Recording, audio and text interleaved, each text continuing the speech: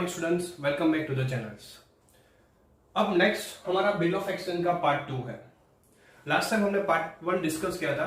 अब मेरा एक रिक्वेस्ट है सभी स्टूडेंट्स को कि डायरेक्टली पार्ट 2 मत देखिए, आपको समझ में नहीं आएगा। इससे पहले का जो पार्ट मैंने कंप्लीट किया था बिल होल्ड इन मैच्योरिटी वाला, वो पार्ट क्लियर कीजिए, बाद में पार्ट देखिए तो आपके लिए बेनिफिट रहेगा। क्लियर। अब नेक्स्ट पार्ट है बिल डिस्काउंट विद बैंक। हम क्या करेंगे, अपना बिल डिस्काउंट कराएंगे बैंक के पास। आपको पहले इसका एग्जांपल प्रैक्टिकली समझा दूं तो आपको क्लैरिटी ज्यादा मिलेगा। कैसे? फॉर एग्जांपल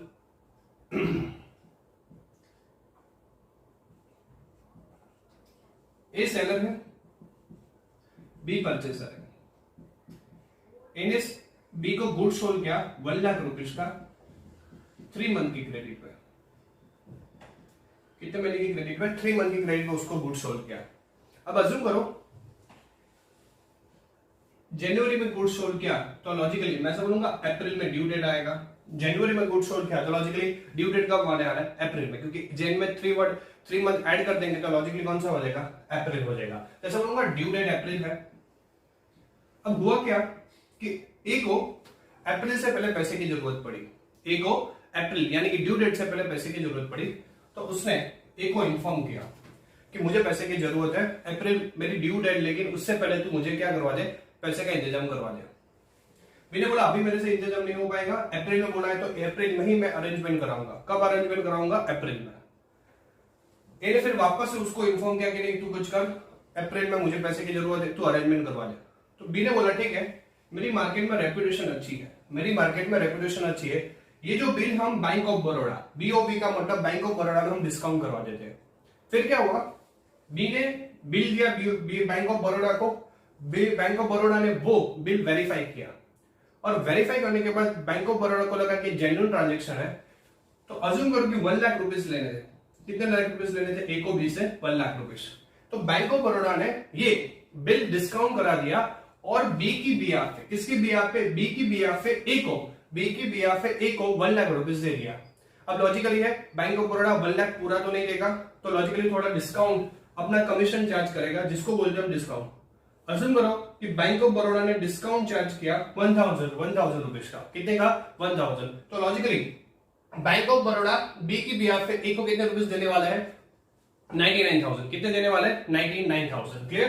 तो ऐसा बोलूंगा अभी ए को रुपीस 99,000 मिल गए, ए को कितने रुपीस मिल गए? 99,000। लॉजिकली तीनों का बेनिफिट हुआ।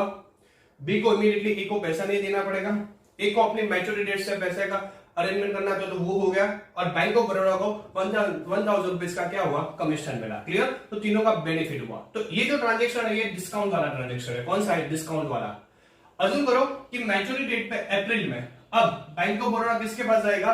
अप्रैल में बैंक ऑफ बड़ौदा बी के पास जाएगा और बी के पास 1 लाख रुपीस कलेक्ट करेगा। कितना? 1 लाख रुपीस। क्लियर। तो ये जो ट्रांजेक्शन हुआ वो बिल डिस्काउंट वाला हुआ। कौन सा हुआ? Bill discount. यानी कि बिल डिस्काउंट कब होता है? मैच्योरिटी डेट से पहले। अगर ए यानी कि सेलर को रुपीस जरूरत पड़ी तो किसको इन्फॉर्म करेगा? बी को, और बी अपनी बैंक से वो बिल क्या करेगा? डिस्काउंट करेगा, और बैंक बी की बिहाफ पे किसको पेमेंट दे देगी? ए को, और वो अपना क्या करेंगे? कमीशन चार्ज करेंगे। ये जो पूरा कंसेप्ट हुआ, ये कंसेप्ट को हम बोलते हैं बिल डिस्काउंट वाला कंसेप्ट। कौन सा बोलते हैं? Bill discount concept. क्लियर। तो सबसे इंपॉर्टेंट है सबसे पहले ये कंसेप्ट को समझना। ये कंसेप्ट समझ में आया तो 100% आपको ये जो जनरल एंट्रीज है वो क्या है? आपको इजीली समझ में आ जाएगी। क्लियर। अब इसका जनरल एंट्रीज में पुटअप किस तरह करना है वो हमें देखना है। अज्यूम करो कि आपको पार्ट 1 में मैंने एंट्री सिखाया था कि टिल मैच्योरिटी डेट तक हम बिल किस तरह होल्ड करते हैं। क्लियर। अब सबसे पहले मैं ऐसा बोलूंगा ए बी को सेल करेगा कुछ, तो पार्ट 1 में ऑलरेडी मैंने सेल का एंट्री सिखाया था। ए बी को बिल देगा तो लॉजिकली वो बिल एक्सेप्ट करेगा। बिल वो बिल क्या करने वाला है? एक्सेप्ट करने वाला है।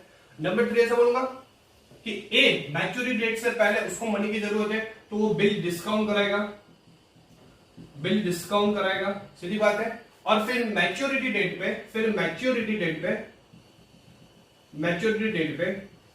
बी ए को पेमेंट करेगा। क्या करेगा? बी ए को यानी कि बैंक ऑफ बड़ौदा को क्या कर देगा? पेमेंट करेगा। अब ध्यान से सुनना, पहला सेल होगा, दूसरा एक्सेप्ट होगा, फिर कौन डिस्काउंट कराएगा?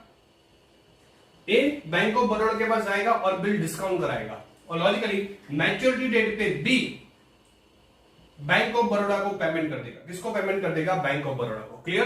तो ये हुआ आपका 1 2 3 4 एंट्रीज आपको पढ़ना है। कितना एंट्रीज पढ़ना है? 4।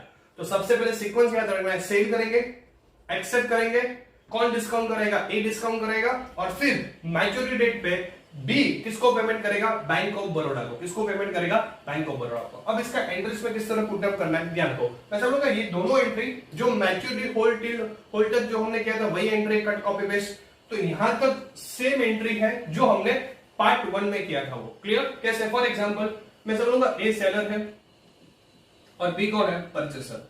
तो ए अपना गुड्स किसको देने वाला है, बी को देने वाला है। किसको देने वाला है, बी को। क्लियर? अब ध्यान रखें, ए ने बी को गुड्स सोल्ड किया तो लॉजिकली बी से पैसे लेने हैं, जिससे पैसे लेने हैं उसका अकाउंट डेबिट करना पड़ता है, तो B account debit to sale होता है, तो सेल ऑलवेज अकाउंट में क्रेडिट होता है to sale account. Logically B A से परचेस कर रहा है गुड्स, अकाउंट में परचेस ऑलवेज डेबिट होता है, तो purchase account debit, purchase account debit. किसको पैसे देने, ए, जिसको पैसे देने होते, बी को ए को पैसे देने हैं, जिसको अकाउंट में पैसे देने उसका अकाउंट क्रिएट करना पड़ता है, तो टू ए अकाउंट। ये हुआ entry number 1। Entry number 2 accept कराएगा बिल, लॉजिकली है ए अपना बिल किसको देगा, बी को, बी वो बिल पे साइन करेगा और एक्सेप्ट करेगा कि हाँ फ्यूचर डेट में मुझे पेमेंट देना है, तो इसके लिए बिल रिसीवेबल क्रिएट होगा। बिल रिसीवेबल का मतलब असेट क्रिएट होगा, इसको पैसे लेने हैं, और इसके लिए बिल पेमेंट यानी कि लायबिलिटीज क्रिएट होगा। क्लियर? अब इसका एंट्री किस तरह होगा, मैं समझूंगा बिल रिसीवेबल असेट है, जब असेट क्रिएट होती है, जब असेट इंक्रीज होती है तो अकाउंट में डेबिट करना पड़ता है, तो बिल रिसीवेबल अकाउंट डेबिट,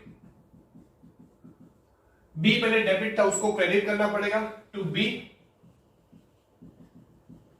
यहां पे सेम बिल्स पेबल क्रिएट होगा, लायबिलिटी क्रिएट होगी, जब लायबिलिटी क्रिएट होती है तो क्रेडिट करना पड़ता है, तो लॉजिकली ऐसा बोलूंगा ए का अकाउंट पहले क्रेडिट किया था, अब डेबिट करना पड़ेगा, ए अकाउंट डेबिट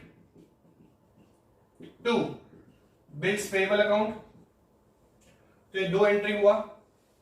अब थर्ड, ये दोनों एंट्री पार्ट 1 में हमने ऑलरेडी डिस्कस कर लिया था, तो वो कट कॉपी पेस्ट। ये सभी केस में पहली दो एंट्री वो क्या रहने वाली, सेम रहने वाली है। लॉजिक है, सेल तो करेंगे, एक्सेप्ट तो करेंगे, लेकिन इसके बाद क्या है, थोड़े बहुत चेंजेस आएंगे। क्लियर? अब बिल डिस्काउंट, अब ध्यान से सुनना, ये केस प्लीज आपको अगर समझ में आया बैंक ऑफ बड़ौदा वाला, तो आपको समझ में आ जाएगा। ए ने बी को गुड सोल्ड किया था 1 लाख रुपीस का 3 मंथ की क्रेडिट पे। अब ए को पैसे की जरूरत पड़ी, तो ए ने बी को इन्फॉर्म किया कि मुझे पैसे की जरूरत है, मुझे पैसे दे दो। बी ने बोला ठीक है, मैं नहीं, लेकिन मेरी बैंक ऑफ बड़ौदा के पास तू डिस्काउंट करवा दे। अब सीधी बात है, अब ध्यान से सुनना, बैंक ऑफ बड़ौदा अभी ए को कितने लाख रुपीस देगा, 1 लाख। 1 लाख पैसा बोलूंगा, 1000 अपना डिस्काउंट चार्ज करेगा, तो लॉजिकली 99,000 रुपीज देंगे। कितने रुपीस देंगे, 95,000। बैंक ऑफ बड़ौदा ए को कितने रुपीस देने वाला है, 99,000 रुपीस, और 1000 उसका डिस्काउंट चार्ज होने वाला है। मैं समझूंगा ए के पास कैश आएगा, और लॉजिकली ये पेमेंट कंपलसरी चेक से होगा, तो लॉजिकली बैंक बैलेंस बढ़ने वाला है, अकाउंट में कैश और बैंक इंक्रीज देन डेबिट होता है, तो समझूंगा बिल डिस्काउंट कराएगा तो बैंक अकाउंट डेबिट, क्योंकि मनी कम इनटू बिजनेस। अगर बिजनेस में कैश आ रहा है या बैंक आ रहा है तो डेबिट होगा, बैंक अकाउंट डेबिट। ए को 1000 रुपीज कम मिला क्योंकि उसने डिस्काउंट दिया, लॉजिकली है, तो बोलेगा डिस्काउंट एक्सपेंस होता है। क्या होता है, एक्सपेंस ऑलवेज डेबिट होता है, तो discount account debit, discount account debit, bank account debit, discount account debit. पहले बिल रिसीवेबल क्या था, डेबिट था, अब उसको क्रेडिट करना पड़ेगा। क्यों? क्योंकि बीआर का ट्रांजैक्शन क्या हो रहा है, नलीफाई हो रहा है। अगर नलीफाई हो रहा है तो जो आपने पहले डेबिट किया था उसको क्या करना पड़ेगा, क्रेडिट। जैसे बोलूंगा to bill receivable account, to bill receivable account. Clear? जैसा बोलूंगा ए ने बैंक ऑफ बड़ौदा से डिस्काउंट कराया, तो लॉजिकली बैंक से पैसा है तो bank account debit, discount account debit to BR. अब ध्यान से सुनना, इसकी बुक में नो एंट्री। क्यों? अभी बी को कुछ अभी लेना देना नहीं है। बी को कब लेना देना है, मैच्योरिटी डेट पे। मैच्योरिटी डेट पे बी बैंक ऑफ बड़ौदा को 1 लाख रुपीस पे करेगा, तो यहां पे बिल डिस्काउंट के टाइम पे बी की बुक में नो एंट्री आएगी। क्या आएगी, नो एंट्री, क्योंकि अभी उसको कुछ लेना देना नहीं है। अब मैच्योरिटी डेट, कौन से डेट, मैच्योरिटी डेट। मैं समझूंगा मैच्योरिटी डेट पे ए को कोई लेना देना नहीं है, तो लॉजिकली उसकी बुक में नो एंट्री आएगी। उसकी बुक में क्या आएगी, नो एंट्री, क्योंकि अभी उसको कुछ लेना देना नहीं है। क्लियर? मैं समझूंगा अब बी किसको पेमेंट करने वाला है, बैंक ऑफ बड़ौदा को, तो बिजनेस से कैश आएगा या फिर बैंक जाएगा, चेक से देगा, तो logically if cash and bank goes out from the business तो क्रेडिट होगा, सबसे पहले बिल्स पेबल क्रेडिट किया था, अब उसको डेबिट करना पड़ेगा क्योंकि bill receive bills payable nullify हो रहा है। जब ट्रांजेक्शन नलीफाई हो रहा है तो पहले आपने क्रेडिट किया था, अब क्या करना पड़ेगा, डेबिट। तो सब लोग bills payable account debit to bank, क्योंकि बिजनेस से कैश जा रहा है, बिजनेस से कैश जा रहा है तो क्या करना पड़ेगा, क्रेडिट करना पड़ेगा। क्या करना पड़ेगा, क्रेडिट। तो ये हुआ आपका एंट्री। सबसे पहले सेल, फिर एक्सेप्टेंस, फिर बिल डिस्काउंट करेगा और मैच्योर डेट पे कौन परचेसर किसको पे करेगा, बैंक ऑफ बड़ौदा को। Is that clear? तो ये हुए आपकी 4 एंट्री। अब ये 4 एंट्री को अमाउंट में किस तरह पुटअप करना है वो भी आपको मैं साथ में सिखा दूं, तो आप प्रैक्टिकल क्वेश्चन इजीली कर सकते हो। अज्यूम करो कि कितने पैसे का ट्रांजेक्शन था, 1 लाख रुपीस का, डिस्काउंट कितना था 1, तो लॉजिकली कितना टोटल अमाउंट हुआ 99,000। अब बी ने जब गुड्स परचेस किया ए से, तो लॉजिकली ऐसा बोलूंगा 1 लाख रुपीस का गुड्स परचेस किया था, तो यहां पे 1 लाख सेल और as a purchase 1 lakh record होगा। क्लियर? नंबर 2, एक्सेप्ट बी पहले डेबिट था तो सेम होगा, क्रेडिट होगा 1 लाख, 1 लाख और यहां पे भी 1 लाख और 1 लाख। अब आया बिल डिस्काउंटेड, वेरी इंपॉर्टेंट, ध्यान सुनना। बिल रिसीवेबल क्या था, डेबिट था, कितने से डेबिट था 1 लाख, तो क्रेडिट कितने से करना है 1 लाख से। जैसा बोलूंगा क्रेडिट 1 लाख हुआ, क्रेडिट कितना 1 लाख, डिस्काउंट, डिस्काउंट कितना है 1000 है, तो बोलूंगा डिस्काउंट 1000। तो लॉजिकली बैंक में कितने रुपीस आए 99,000, कितना है 99,000। जैसा बोलूंगा bank account debit, discount account debit to BR, BR पहले डेबिट 1 लाख था तो क्रेडिट 1 लाख करो, डिस्काउंट कितना था 1000, तो लॉजिकली बैंक से हमारे अकाउंट में कितने रुपीस आए 99,000। यहां पे नो एंट्री। मैच्योर डेट पे यहां पे no entry. Bills payable to bank, bills payable कितना क्रेडिट था 1 लाख, तो डेबिट कितना करना है 1 लाख। तो ये हुआ आपका बिल डिस्काउंटेड वाला पार्ट। पार्ट 2 मैं अभी भी स्टूडेंट को रिक्वेस्ट कर रहा हूं, प्लीज डायरेक्टली पार्ट 2 मत देखिए, पार्ट 1 देखिए, तो ये इजी तरीके से आपको समझ में आ जाएगा, अदरवाइज डिफिकल्ट रहेगा।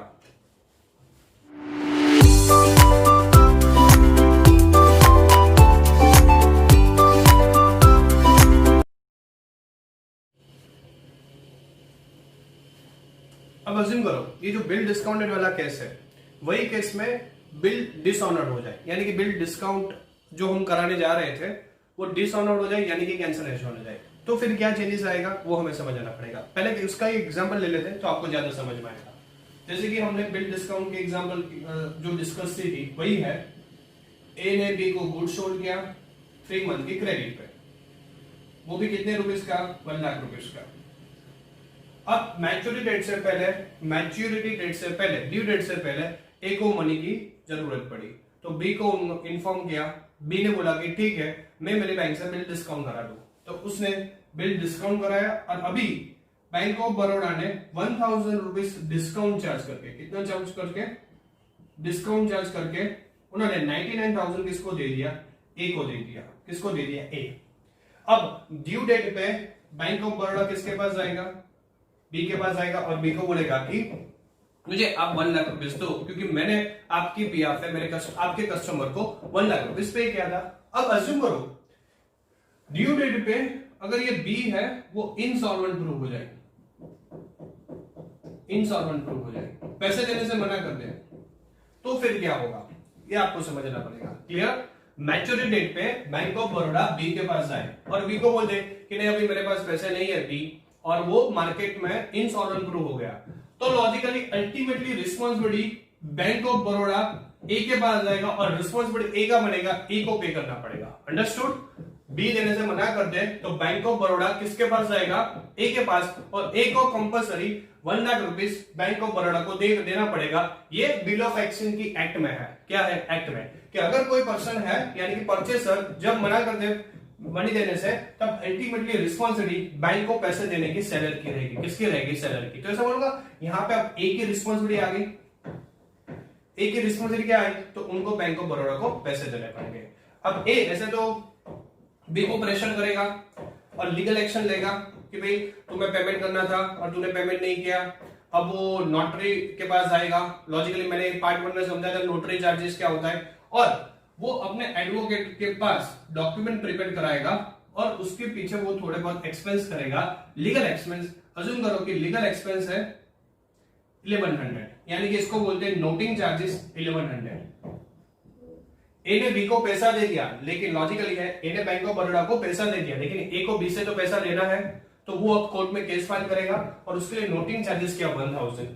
Is that clear? तो उसका मतलब अब क्या होगा, ये पूरा बिल डिसऑनर्ड हुआ तो ऐसा बोलूंगा सेल का तो एंट्री वही रहने वाला है, सेल किया वो तो एंट्री सेम रहने वाला है, एक्सेप्ट का भी एंट्री सेम रहने वाला है, सेल करेगा तो लॉजिकली बोलूंगा वो बिल डिस्काउंट भी कराएगा, क्योंकि उसको तो पता नहीं कि फ्यूचर डेट में ये जब से चीज होने वाली है, तो ऐसा बोलूंगा सेल एक्सेप्ट और बिल डिस्काउंट वाली entry same cut copy paste रहने वाली है, यहां पे कोई चेंज होने नहीं वाला है।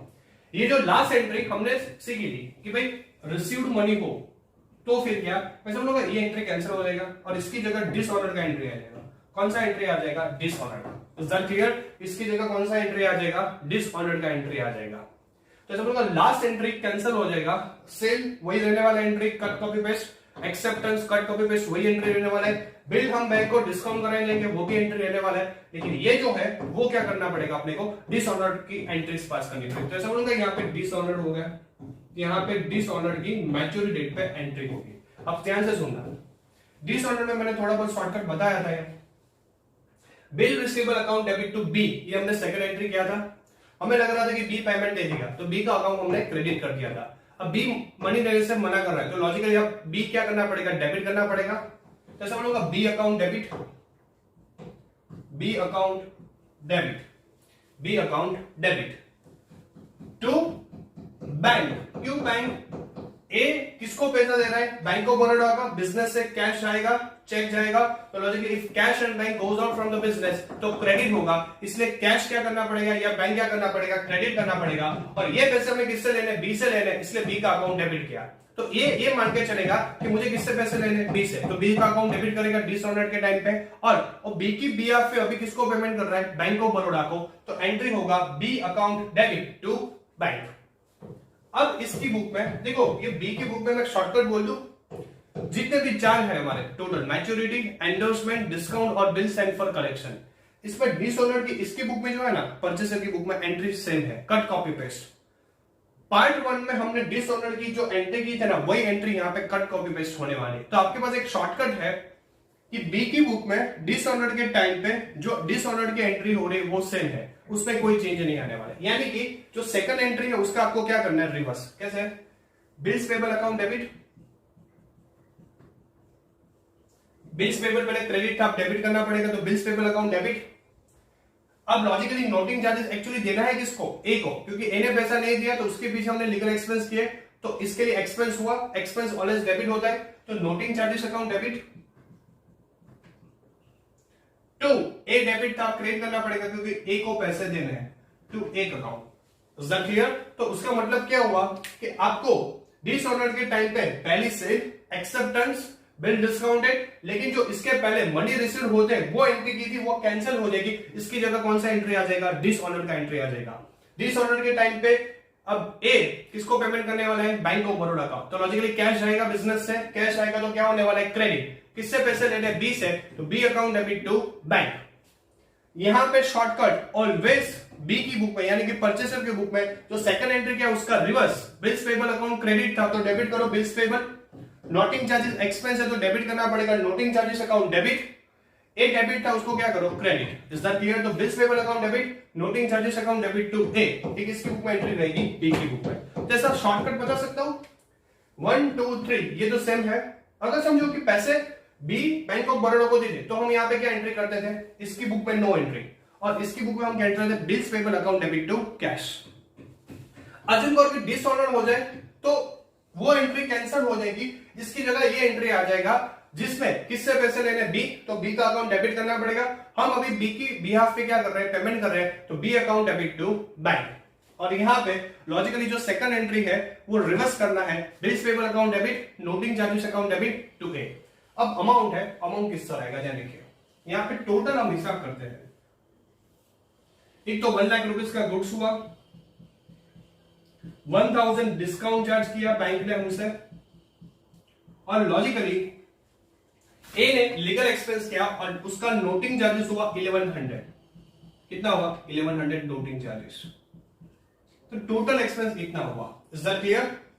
1,02,100 इतना टोटल एक्सपेंस हुआ। अब ध्यान से सुनिए, जब गुड्स सोल्ड गया तो लॉजिकली 1 लाख रुपीज का गुड्स सोल्ड गया, 1 लाख 1 लाख 1 लाख 1 लाख। बिल एक्सेप्ट किया तो लॉजिकली बिल 1 लाख से एक्सेप्ट किया, 1 लाख 1 लाख 1 लाख 1 लाख। बिल डिस्काउंट कराया, डिस्काउंट का चार्जेस कितना है 1000। बीआर डेबिट कितना था 1 लाख, क्रेडिट 1 लाख किया, डिस्काउंट 1000 है तो टोटल 99,000 और यहाँ पे नो एंट्री। क्लियर? जो पहले डेबिट था उसको क्रेडिट कर दो, बैंक ने हमसे 1000 का डिस्काउंट या तो डिस्काउंट 1000 तो हमारे पास कितने आएंगे 99,000। Last B to bank very important. एक तो उसने डिस्काउंट दिया 1000 का, 1 लाख रुपीस का नुकसान हुआ तो टोटल 1,01,000 और नोटिंग चार्जेस पे किया कितना 1,01,100 तो टोटल उसका कितना एक्सपेंस हुआ 1,02,100। तो लास्ट एंट्री में टोटल एक्सपेंस लिखना है 1,02,100 1,02,100। तो सर क्लियर? टोटल एक्सपेंस कितना हुआ 1,02,100। तो लास्ट एंट्री में बी टू बैंक कितना एक्सपेंस रखना है 1,02,100। अब यहां पे देखो बिल्स पेबल क्रेडिट कितना था 1 लाख तो debit 1 lakh.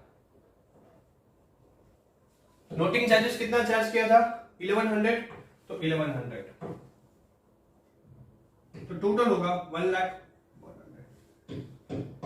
Is that clear? तो ये हुआ आपका एंट्री, ये क्या हुआ आपका एंट्री। तो ये चीज आपको क्या करनी है यहाँ पे ध्यान में रखनी है। ये पूरा पार्ट हुआ जब हम बिल से बैंक से बिल डिस्काउंट कराते हैं तो पैसे मिले तो क्या और बिल डिसऑनर हो तो क्या। मैं समझूंगा चेंजेस जस्ट लास्ट एंट्री में आ रहे हैं, बाकी सब एंट्री के आपका कट कॉपी पेस्ट। क्लियर? एक बार आप नोट डाउन कर दीजिए।